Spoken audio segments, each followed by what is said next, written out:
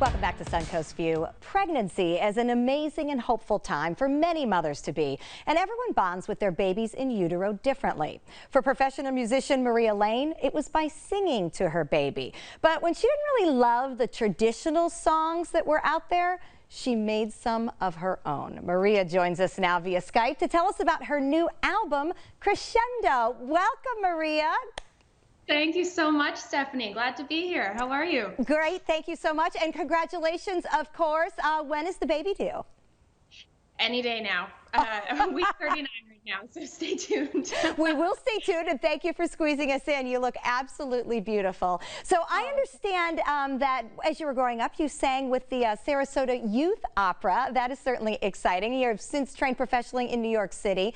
Tell us, with that very active music background, what led you to record an album specifically at this time in your life? Absolutely. So I actually had just finished a master's in music in May of 2020, which probably couldn't have been a worse time to go into, back into performing. And at the time, my husband and I also then ended up finding out that we were expecting a baby boy. And so I was singing a lot because the doctor told me that the baby could actually hear me. And I was sick of singing lullabies over and over again. And also just found that there were a lot of romantic love songs and not a lot kind of in between. And at the time, I was working with this incredible producer named Jacob Snyder. And we were working on an arrangement of the song I've Never Been in Love Before from Guys and Dolls. And for anyone who knows that song, I've never been in love before. Now all at once it's you forevermore. And it hit me that I could take classic, musical theater and jazz and these classic repertoire songs that we already know and love, and kind of twist them and present them in a way that almost has this very gentle, loving lullaby twist to provide this kind of comfort. And so while it started for myself as a way to comfort myself and a way to sing to my baby, throughout the pandemic, a lot of us were alone and dealing with different health concerns. And there was a lot of uncertainty, and it really hit me how much we could all use a way to comfort ourselves and to remember how to love ourselves. Yeah, I was going to ask you how the pandemic kind of played into this, because it was an uncertain time for everyone, still is in many cases. But being pregnant, being in New York City, I feel like you probably had a little more of a fine-tuned experience than many of us. Yeah, luckily I was able to make it home and be with my mother and my grandmother in Sarasota for a chunk of the time. But really, for all of us, it was a strange time, no matter who you are, where you are, how you felt about it, and how you handled, the fear and all of that. I think this has been unprecedented, and I think music is such a pure way to kind of reconnect to ourselves. Well, I have to admit, I kind of fell into the rabbit hole of all the previews on your website yesterday. It is very moving. I'm a mom. I just sent a daughter off graduating from college. So, I feel like it's not a lullaby album. It's perfect for anybody who's just experiencing the love on a child. How would you describe the songs on the album? I think I would say that for anybody who loves classic music, this album is for you. For anybody who could use the love of a mother's voice, this is for you. For a child, for an expecting parent, for a new parent, for anybody who could kind of use the sound of a hug, this album is for you.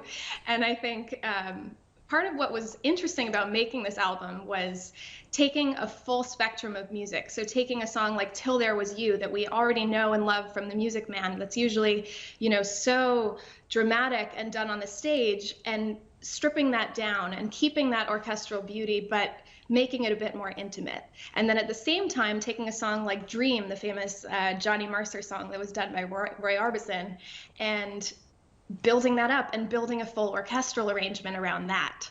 So I think people will be kind of interested to hear how we've reimagined these songs to give them this loving energy. Yeah, I agree. It was really cool to hear what you usually associate with the big musical theater sound to being very, intimate and mellow. Obviously, getting into professional recording studios in New York in the middle of a pandemic wasn't happening. How did you get this all accomplished?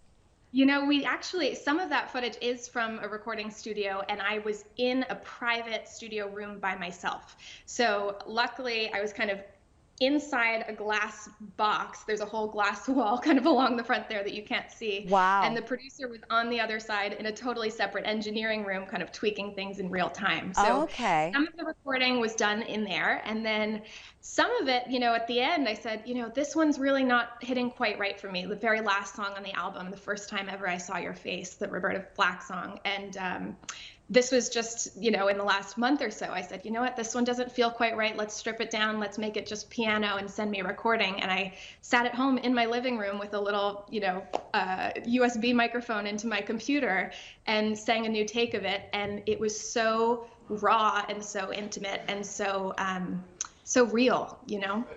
I love it. I love everything about it. It's certainly getting some big attention on Spotify too, so congratulations. I assume you're going to take a little time and relax and be a mom, but what are your thoughts down the road? Do you think you'd do this again, because it's kind of a different take on some of the classic songs? You know what? I love this music so much. I have so much love for this repertoire. I think for me, the most important thing as a musician is always being authentic and honest about kind of where I am at any moment in life. And this is truly a reflection of that. Well, congratulations. It is so wonderful to see someone who started their training right here on the Suncoast with the Sarasota Youth Opera, head to New York, do great things, and also become a mom. So congratulations for that as well. You can enjoy Maria's album Crescendo on Spotify and all the main music streaming platforms. And I highly recommend going to the website. There's some amazing previews there. You will fall in love. It is marialanemusic.com. We'll be right back.